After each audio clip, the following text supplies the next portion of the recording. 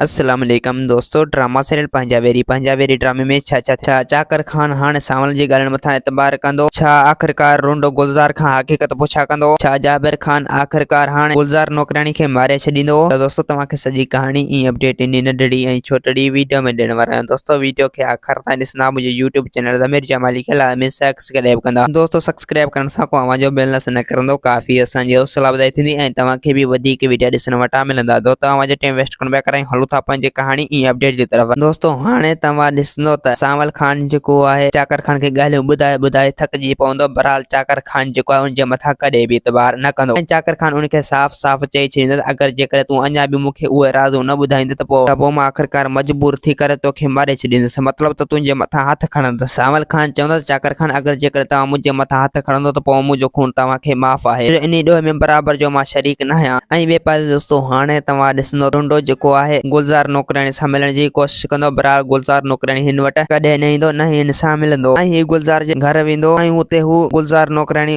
मौजूद न हूंदो ऐं पोइ हीउ साफ़ साफ़ सोचे छॾींदो त जाबिर खान उनखे मारे छॾियो। ऐं ॿिए पासे दोस्तों हाणे तव्हां ॾिसंदो त जाबिर खान जा भाउर ऐं जाबिर खान जा सोट जाबिर खान खे इतला करे छॾींदा ऐं उनखे चवंदा त गुलज़ार नौकरानी जेको आहे भॼी पे वई, यानी असां उनखे गस मां लाहे आयासीं, मतलब त उनखे खणी आयासीं, मतलब त हू बहानो करे जेको आहे ॻोठ छॾी रहियो हो। जाबिर खान चवंदो त हाणे जेको आहे तव्हां उनखे पारो ॾियो ऐं अगर जेकॾहिं तव्हां उन ते पारो न ॾींदो त पोइ हू वरी बि भॼी वेंदो ऐं पोइ असां मरिया वेंदासीं। 2-3 ॾींहं सबर कयो, पोइ इनखे बि घुमाए रखंदासीं, मतलब त इनखे बि लेटाए रखंदासीं। रुॻो तव्हां इनखे अगवा करे ऐं इनखे काबू करे रखो। ऐं ॿिए पासे दोस्तों हाणे तव्हां ॾिसंदो त हसीना बेगम जेको आहे रुंडे खे बार बार सम्झाइण जी कोशिश कंदो ऐं रुंडे खे चवंदो त असां तोखे खिलाफ़ चाकर खान खे कॾहिं बि न ॿुधाईंदासीं, बस तूं हाणे सबर में रह ऐं तूं असांजे मथां एतबार कर। रुंडो चवंदो त हसीना बेगम असां तुंहिंजे मथां हाणे कहिड़ी एतबार कयूं, असां तुंहिंजी चङाई सोचीसीं, बहरहाल तूं असांजी बुराई पे सोची। दोस्तों उम्मीद है कहानी आई हूंदी, पसंद असांखे ॾींदा हाणे जा त वरी तव्हां सां मिलंदासीं की नई वीडियो में। जेसीं ताईं पंहिंजो ख्याल रखना। खुदा हाफिज़।